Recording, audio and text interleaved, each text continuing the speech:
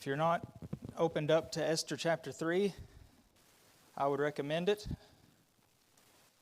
because that's where we are now. And like I mentioned last week near the end, this is where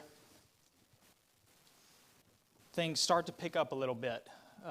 Maybe not in terms of action, but in terms of really the unfolding of what this whole account, the main events of this account. So the first two chapters were more or less the setup. And now Esther, the book's namesake, or the other way around, however that works, is now the queen. She was a young Jewish girl, young Jewish woman. We don't know her age exactly. But she is now the queen. Nobody knows that she's a Jew. Her uncle slash cousin slash father figure, caretaker, is around. He seems to have been maybe some sort of official. And now, the last thing we saw last week was that a plot that he discovered, that he, at the king's gate, caught on to, gave word to Esther, who gave word to the king, and he ended up saving the king's life, potentially. He at least, for sure, stopped an assassination attempt. We don't know if it would have been successful, but considering it was being plotted by those that were pretty close to the king, I guess we could assume that it probably would have been successful. But Mordecai intervened and saved the king, and it was recorded in the book where those kinds of things are recorded. And that is to be tucked away, just as they tucked it away in the, the royal bookshelves. We're going to tuck that away in our minds because it's certainly going to come back and be very important. But in chapter 3, we meet the villain, the main villain, who is shockingly not Xerxes. He's not the big villain, the big bad, the baddie of the book of Esther, but it's a man named Haman. And chapter 3 of Esther records the events that led him to be the main villain, and his arch nemesis being Mordecai. And as so many conflicts do, this one began between one man, and everything unfolded from that was going to take place, and really the main plight that the Jews found themselves in the book of Esther, which is what this is all leading up to, started right here. And this is what we're going to learn about. The advancement of this Haman and the plot that he was going to make and what. So here's what we read in the first two verses of chapter 3. It says, "After these things, King Xerxes promoted Haman the Agagite, the son of Hammedatha, and advanced him and set his throne above all the officials who were with him. And all the king's servants who were at the king's gate bowed down and paid homage to Haman, for the king had so commanded concerning him." We'll just stop it right there, because the last part of that seems to me, should belong to the next section. So, here's we meet the villain. Haman, he's called, in one way or another, depending on your translation, we find out a significant detail about this man before anything even happens. He was an Agagite. And most of you, I'm sure all of you, understand that when you put ITE at the end of something, it basically just means that you are a descendant of whatever the first part of that word is, like an Israelite. You could even call them Jacobites, or any Ammonite, Amorite, all these things. Well, what then would an Agagite be? An ite of Agag, right? Whatever ite means, I guess. We don't know what it literally means, but we know what it signifies. Well, why is that important? Who is Agag? Anybody remember who Agag was? He's a very important, in the overall history of the Israelites, but he was a significant character in one sequence of events. Yeah, Dean, do you have something? Okay. Agag, if you go back to 1 Samuel 15, in 1 Samuel 15, we read about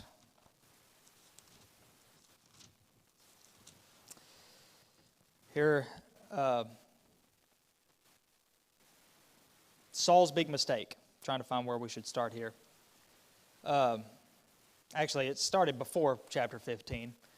But God had commanded in this expedition of King Saul the complete annihilation of the Amalekites. And the king of the Amalekites was named Agag. Okay?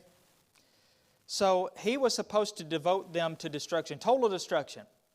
But what we end up reading is in 1 Samuel 15, it says, Saul defeated, verse 7, the Amalekites from Havilah as far as Shur, which is east of Egypt.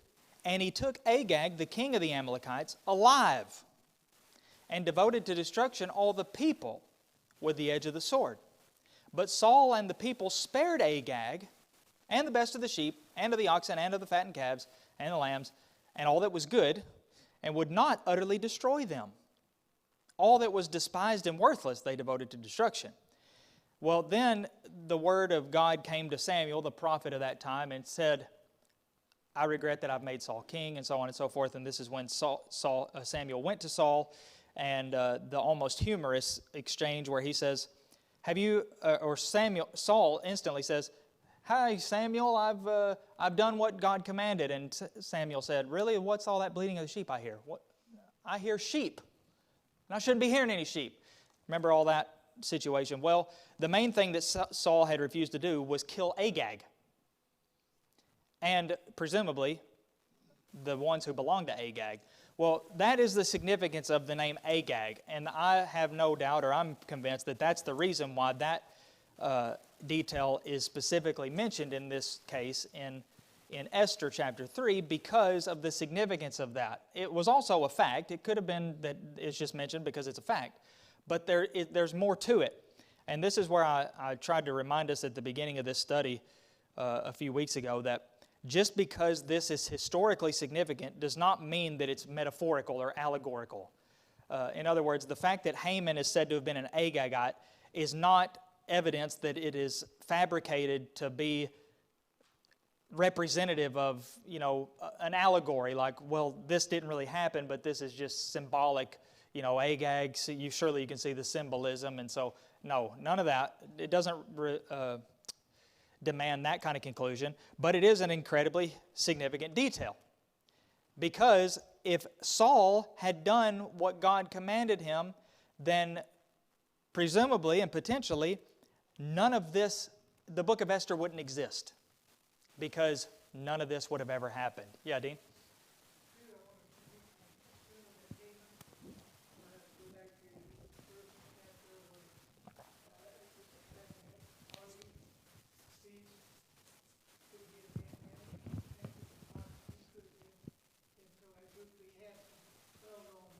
Yeah.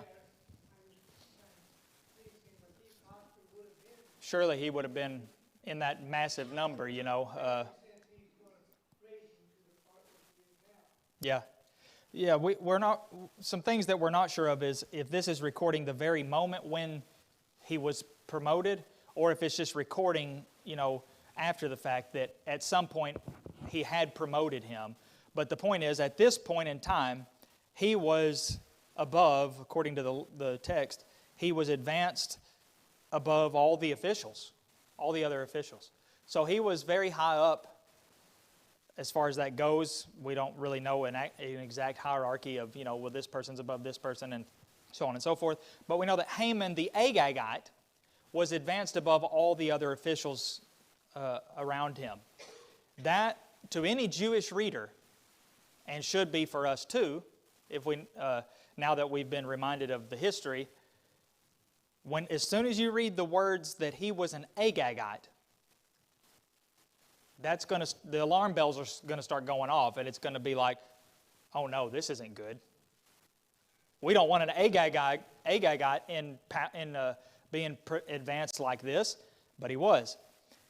Now, doesn't really say anything that happened to make this unfold, but it does set it up that the king had commanded that all the servants, the other officials, the ones, seems to be the ones that are mentioned in verse 1 that he was above, were supposed to bow down and pay homage to him. This may be where the implication is that Mordecai was an official and not just somebody who sat at the gate like anybody presumably could. But this might imply that Mordecai was one of those officials over whom Haman was advanced, because it puts Mordecai in there with them. It says all the king's servants who were at the king's gate were commanded to bow down and pay homage, but Mordecai didn't. That seems to suggest that Mordecai may have been one of those officials that are mentioned there. So this is the main piece of information so far, Haman the Agagite, and that this was the command of the king. Because what we read next is that Mordecai didn't do it. Mordecai refused, the end of verse 2. But Mordecai did not bow down or pay homage. So Mordecai directly refused to do this. Now there are some more questions that we don't know the answers to. We don't know why he refused. There's never any answer given. That may be come as a shock to you, because you probably maybe have heard or have always had it in your head that this or this or this was the reason, because we can speculate like Haman wasn't worthy of that by any stretch, because the more we learn about this man, we're going to learn not only was he a whole lot like his Lord, his king, but he was not worthy of any homage or respect. Nevertheless, the command of the king was to pay him this homage. We're just not told. Some have speculated that for the Persians, this kind of dynamic or this kind of behavior was indicative of claiming that the person is divine, a god. And if that was the case, the text certainly doesn't ever say that, but if that was the case, then Mordecai would have a legitimate excuse. But that's the only thing that would give him a legitimate excuse. In other words, if that wasn't his reason, then this was not really that commendable of him. But it is what it is. He did it. Yeah, Dean?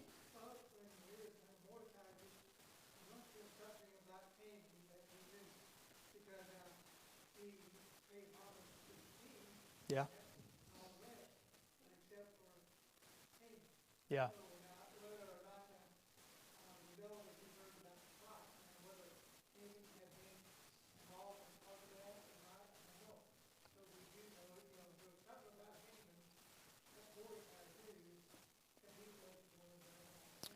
Yeah.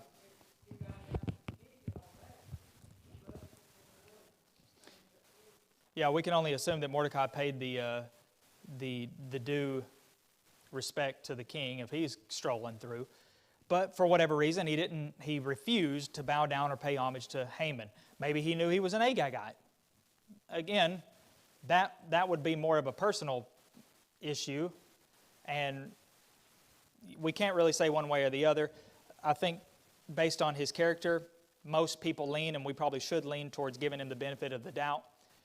But then again, we shouldn't just automatically assume that since Mordecai did it, that he was right in doing it, because the text doesn't indicate that either. But we'll give him the benefit of the doubt in the interest of it not saying one way or another. The key is, he refused to do it. Now, verse 3 says, Then the king's servants who were at the king's gate said to Mordecai, and these are presumably the ones that were right there alongside him in rank or whatever. They started to ask him, what are you doing? Why aren't you refusing to bow down? This is very much reminiscent of, Daniel's three friends and the whole Nebuchadnezzar but anyway, it says, when they spoke to him day after day. So when verse 3, when it says they said to him, that wasn't a one-time thing. But every day they were putting him, prodding him more or less. Why? Probably trying to talk sense into him a little bit. I mean, there's nothing that indicates they didn't like him or anything. They were just, what do you hate yourself or something? You're going to get yourself in a lot of trouble. Why are you doing this? But it says he wouldn't listen to him, and which led them finally to tell Haman.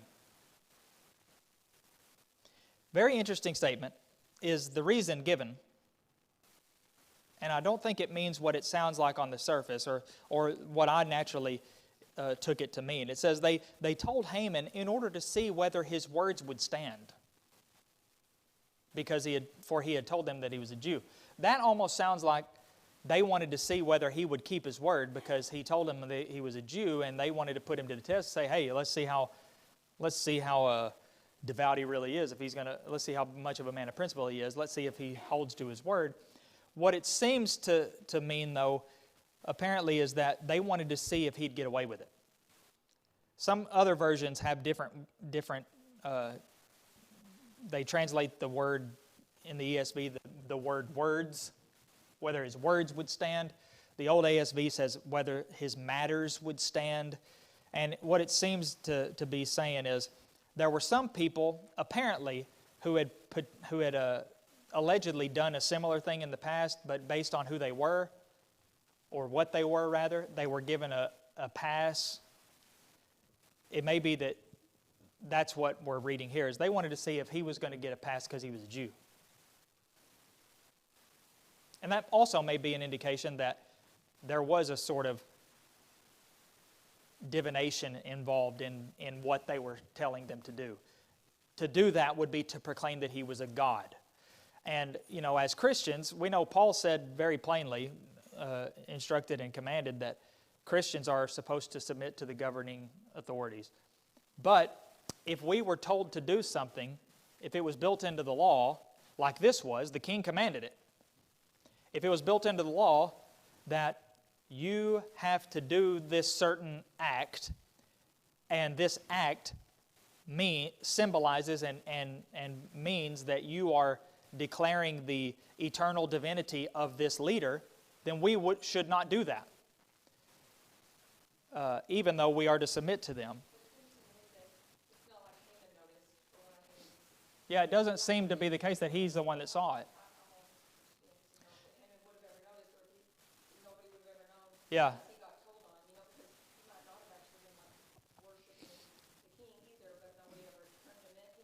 Yeah. This is a detail that I've either forgotten, or in all the times I've studied and taught of the book of Esther, I've missed that little detail and just skipped straight to verse 5 where it says that Haman saw him. And I just assumed that Haman saw him, But this says that he was tipped off first. And then he then he paid attention. He was told this man Mordecai is not obeying the king's command. And so from that day on, Haman, he was going to see, even if he didn't know who Mordecai was, at this point, he's going to find out because he's going to see if anybody's not doing it. And even, lo and behold, he did. Yep.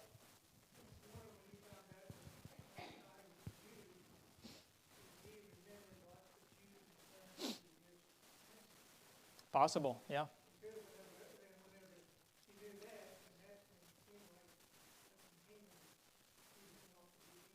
Yeah.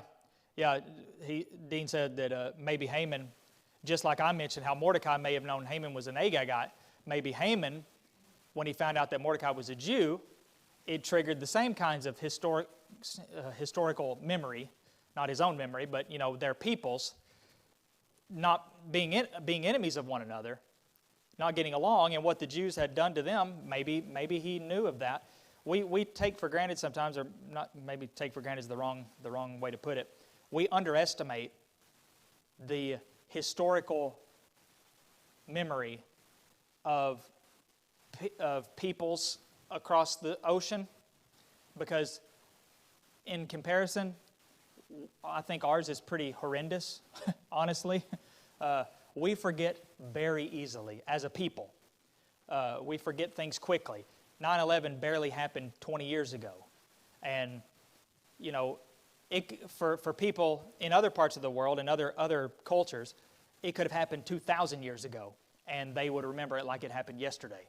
As a people, it would be almost embedded into their way of life, which is a lot of the reason. It's not always a good thing, don't get me wrong, because that's a lot of the reason for the cultural prejudices that existed then, such as maybe Mordecai and Haman. What does what happened, hundreds of years ago, or a couple hundred years ago, have to do with these two men? Neither one of them were alive then, so should they hold that against each other? Probably not, but for whatever reason, there was a personal conflict brewing. And finally, Haman saw that Mordecai didn't bow down or pay homage to him, and as we might expect, he was very angry. He was filled with fury. He was in an outrage. So what we read next is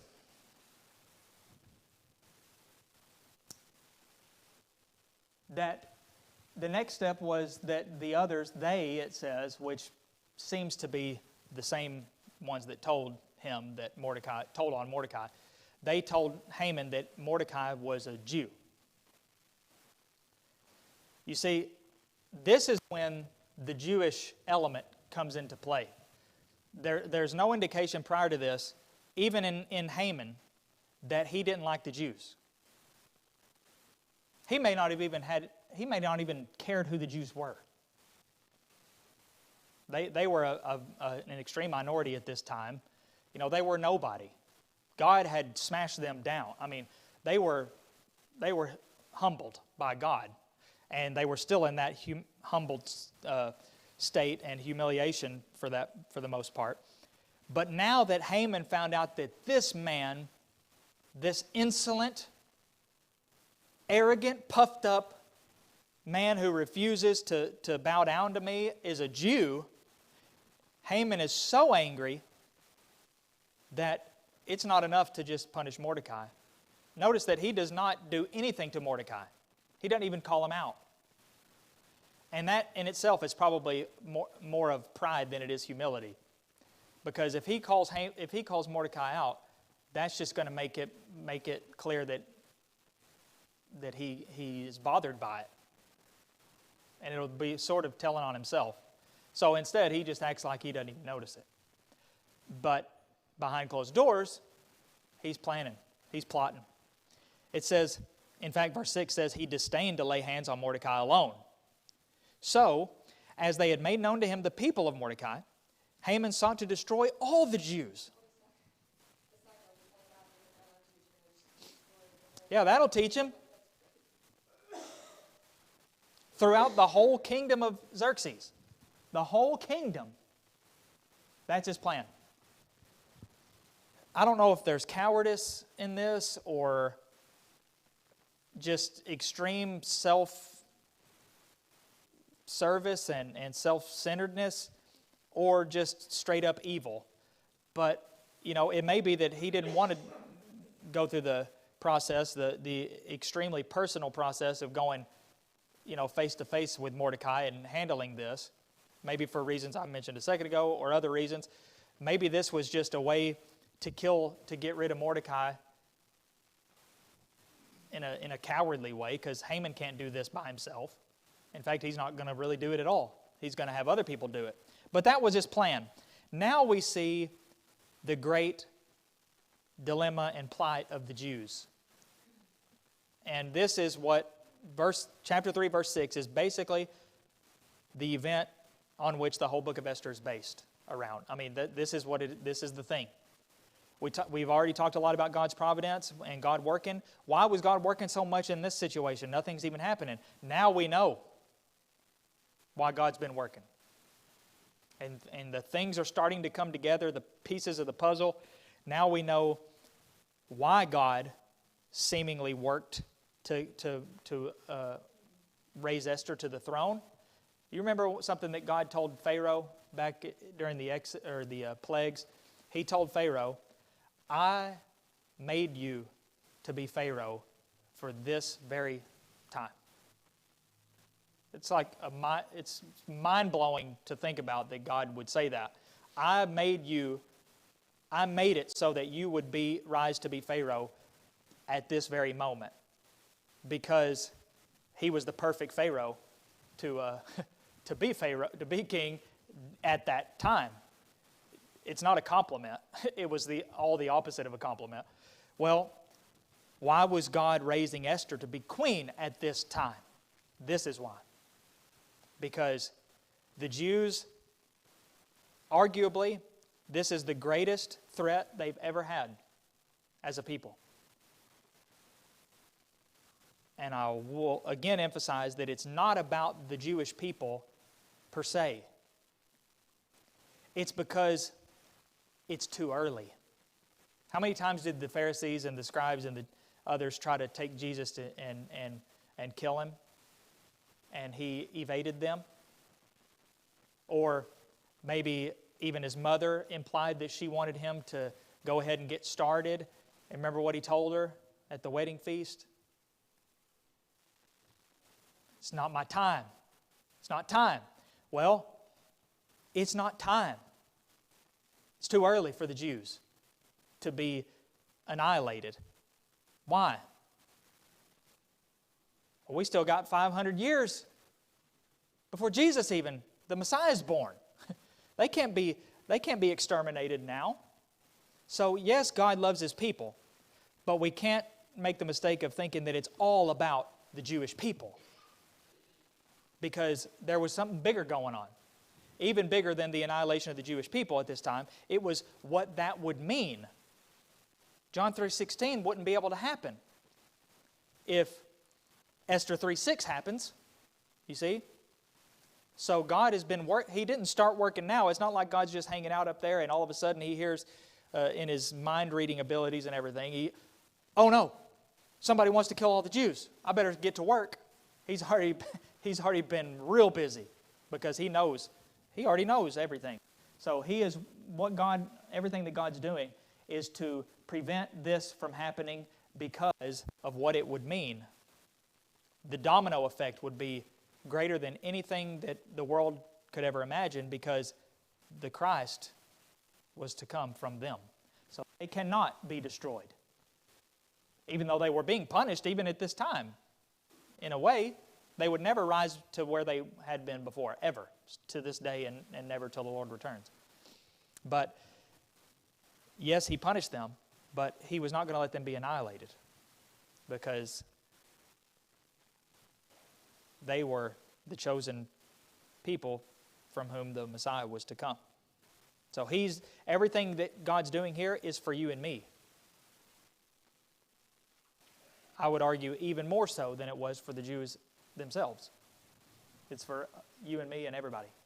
So, Haman's plot. Well, we already saw Haman's plot in verse 6, but this last section here that we're going to look at, starting in verse 8, it says, well, we didn't look at verse 7. Verse 7 basically just gives the time frame that this happened, and they cast lots to determine when the plot of verse 6 was going to be set on the royal calendar. And it happened to be the 12th month. So in the first month, they cast lots to determine which month this plan would happen. And the lot landed on, or whatever, the 12th month.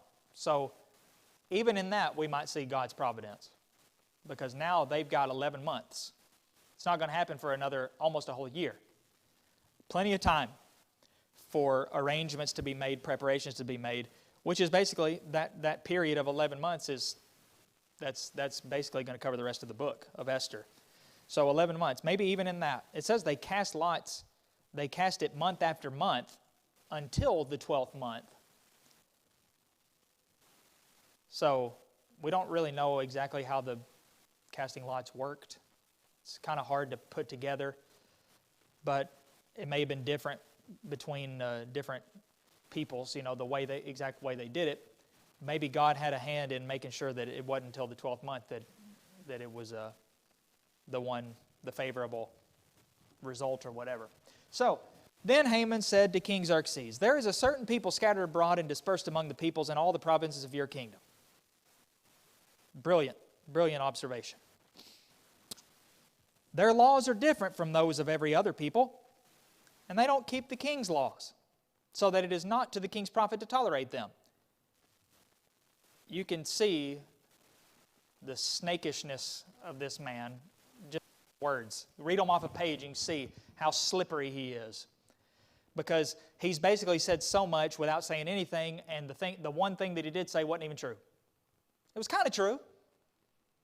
Aren't they supposed to be different from other people? Their laws, especially, their laws were different, weren't they? Literally, their laws were different than every other people on the face of the earth. But what he is implying is that they don't regard the laws of the land at all in any circumstance. Yeah.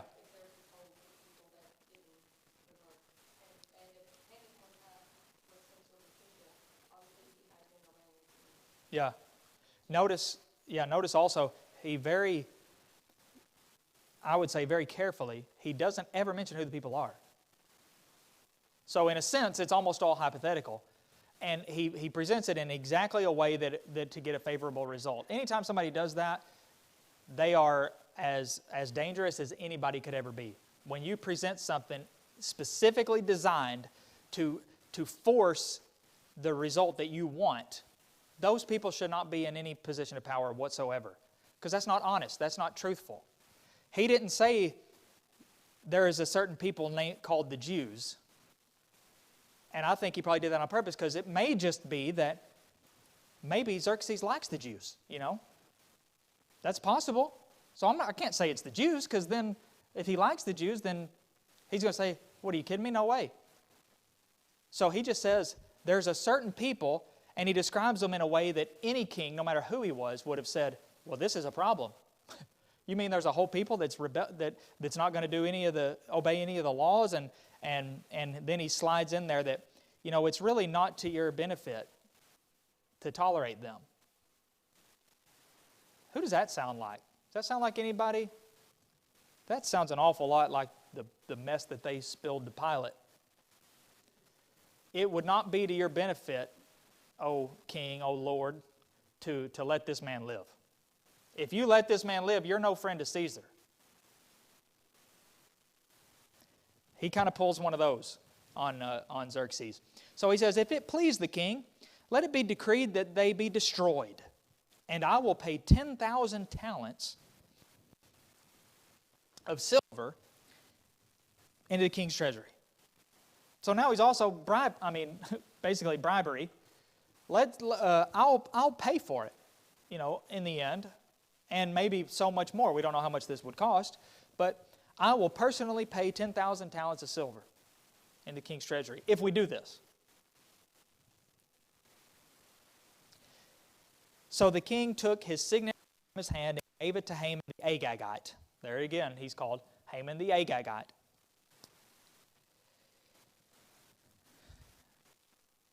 The enemy of the Jews. You see, he's the enemy of the Jews now. It's not suggesting that he's always been an enemy of the Jews, but now he is. He is now officially public enemy number one. He is, of all the people on the earth at this time in Israel's history, he is the enemy of the Jews. How could he not be called that? Look at what his plot is. His main mission in life now is to destroy all of them because one man who happened to be a Jew refused to bow down to him and pay homage to him. Talk about arrogance and being puffed up. So, when the king takes his signet ring, what does that mean? What is the significance of that? He took it from his hand and gave it to Haman. That ring is arguably the most important piece of a king's whole repertoire, everything he's got. He could have taken his crown and put it on Haman's head, and that wouldn't have been as important as what he did. Because that signet ring had not an inscription, but an engraving or of some kind of symbol that is basically like, you know how the smartphones now you can, or some of the computers like my computer, they read your finger, or the phone can sometimes read your face. It's not going to work for anybody else's fingerprint or anybody else's face. So you could imagine, I'll just take up my finger off. I'll just give you my finger. Here's my phone, and I'm going to give you my finger so that you can use that phone anytime you want. That ring was a mark. Anything that stamp, they would put, it would be, a blob of wax. You put that ring in there. Whatever that thing is directly from the king, no matter what. He's basically giving Haman a blank check, is maybe how we would put it. Here's a blank check. I'm not going to look into what you write, who you write it to, what business you write it to, or the number you put on it. Here's a check. I'm signing the check. Everything else is blank. Haman is going to be able to do, of course, in the context this, but really, he's just basically been made the king over this whole matter.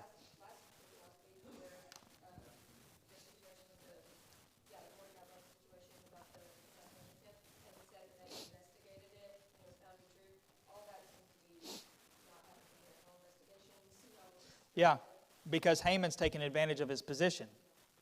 See, then it was hearsay. This man, Mordecai, told us that he heard. So they investigated. But here, Haman has taken advantage, and he's presented it in the perfect way to make the king favorable to it. He's basically said, if these people aren't destroyed, they're going to take over the kingdom. They're going to rise up and kill you and all of us. He may as well have said that. So, of course, the king's going to say, well, we better do something about it. Yes?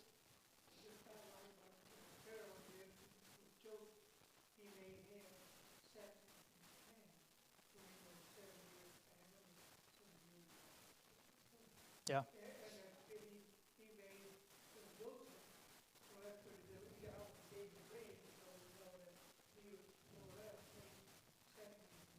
Yeah. Yep. That signet ring, whoever has that, is somebody to be feared.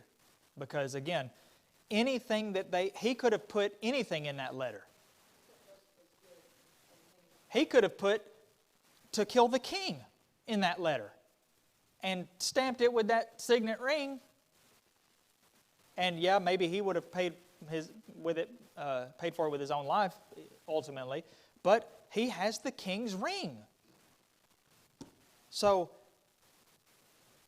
it's just, I know this doesn't specifically apply to us, but if you ever are a king and you have a signet ring, don't give it to anybody, okay? Because that's just dumb. It's his for a reason. You get his permission, stamp it. If somebody else was around, they would have maybe advised the king, why don't we just let Haman bring us the letter and you can take your little hand and you stamp it. Don't give it to him. But the king was just like, okay, whatever. I couldn't help but notice he says this certain people scattered abroad and dispersed among the peoples, which is probably twofold in purpose. One is that they could infiltrate and influence, people throughout the whole kingdom, but also you won't even notice that they're gone. It's not even going to make a difference. It's just people, they're scattered abroad, nobody's even going to notice that they're gone, but you'll be glad that they are. So he made it seem like it's not even going to be a big deal, and that the people are a direct threat to him, and so the king stupidly, he probably had much bigger things to worry about. He doesn't care about this people that aren't even his people. They're not Persians. They're just this other people that they sort of took over, inherited from the overthrow of the Babylonians. So here, things are looking good. By verse 11 of chapter 3, things are looking real good for Haman. They are not looking good at all for Mordecai and Esther and the Jews.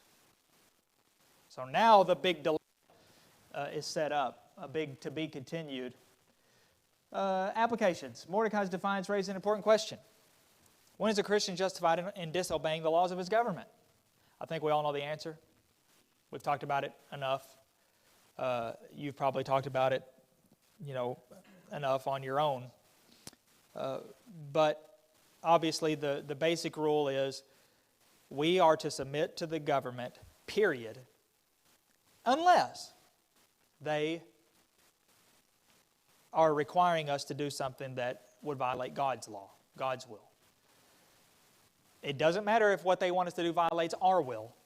That's not a legitimate excuse. If it's going to violate God's will, then that's where Acts 5:29 comes into play, even though that's not necessarily what Peter meant when he said that, but it does apply to it. Either way, we must obey God rather than man. So Paul said, submit to the governing authorities, do what they tell you to do. If they tell you to put your seatbelt on when you drive the car, put your seatbelt on when you drive the car, or when you're in a car, for that matter. Even though our instinct may be, they have no right to tell me that I have to put this strap over me when I drive in the car or when I'm riding in the car. It's the law, so do it. And, any other law that we may think, who are they to take some of my paycheck? It's the law. Even Jesus addressed that explicitly. Render to Caesar what is Caesar's, the end. But if they're going to tell you to renounce Christ, to proclaim that the president is God, or, to do something like that in a less direct way, then the Christian should not do that and be willing and ready to face the consequences, because that is honorable. We shouldn't find pleasure in it, but if it's against God's will, then don't do it. But in all other cases, we should submit to the governing authorities, civil government. Haman's wrathful reaction reminds us of the importance of keeping our emotions in check. I'd say so.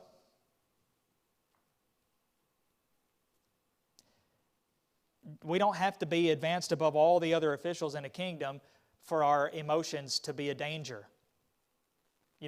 My emotions, I can't destroy a whole people when my emotions get out of control. I don't have that. That would be impossible. But I can do a lot of damage, can I? To myself, to the people, to my family. If I don't keep my emotions in check, to the people around me. James 1:20, James said, remember that the anger of man does not produce the righteousness of God. Powerful words, straight to the point, pretty powerful. Pride can cause individuals to act in an ungodly way. It not only can, it almost always will. Haman was nothing if not prideful, don't you think? Remember how all this started? One man. I think it's pretty clear that Mordecai was the only one. We don't know how many there were. He was the only one who didn't pay homage. There could have been 200 servants or officials. 199 bowed down and paid homage. One didn't. What Haman focused on. I can't allow this. Why? What did it hurt him? What did it hurt Haman? What injury was caused? His poor little feelings, right? And everybody knows that our poor little feelings are the most important thing in the whole wide world. And if you hurt my feelings, then I'm going to hurt your whole big people. Kill every one of them. You think about how evil and depraved it is to think about this person cut me off, on the road, so I'm going to follow him home and kill his whole family. That's the most thing anybody could ever imagine. And yet, Haman's going to do it not just to his family, the whole what he is, the whole Jews. It's outrageous. So yeah, we need to keep our emotions in check and our pride in check. And number 3, Christians today should seek to distinguish themselves from people of the world. This is an important detail that we shouldn't overlook, because there is a great compliment given to the Jews. Now, to be fair, he does say their laws are different, but he's also, by implication, suggesting that they are different. Because he says he basically says, they don't act like everybody else, which in one way, in the way that it was true, was a compliment. But what we're noticing here is that should be true for us. People should be able to see this person is different than other people I know, and not in a bad way, like, well, they're different. They're different, aren't they? interesting person. Interesting, that's a word that you use. It's never a compliment, I don't think, but different. They sure are different. No, people should notice in a good way, like you're nicer, more polite. You are more caring. Something goes wrong with an order or something. The way you react, that this poor worker may be used to people blowing up in their faces and just chewing them out like they've just done who knows what. But you are kind and patient and courteous, and they will notice that. Customer service workers are one of the biggest opportunities you're going to have to make a difference, because you know the kind of stuff I pity them. Who would want to work in that environment where all day they have to deal with people complaining, little bitty Hamans, complaining because something went wrong and their little feelings and day was hurt. Yep.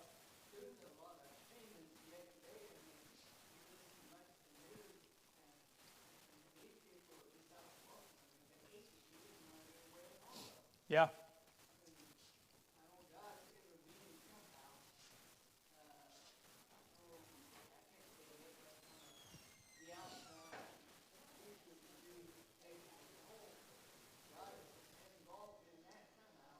Yeah, the Jews have dealt with a lot of turmoil through the centuries, and a lot of it is their own doing.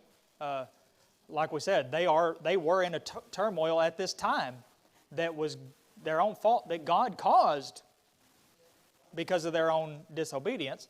Well, as we mentioned, I think last week maybe, as long as they continue to reject Christ, God's not going to be working to do anything for them. He did all that he could to show the world that, that ship has sailed, and he is done with them. And the new is people are, not the physical Israel of the Old Testament. But we should be different. They should have been different.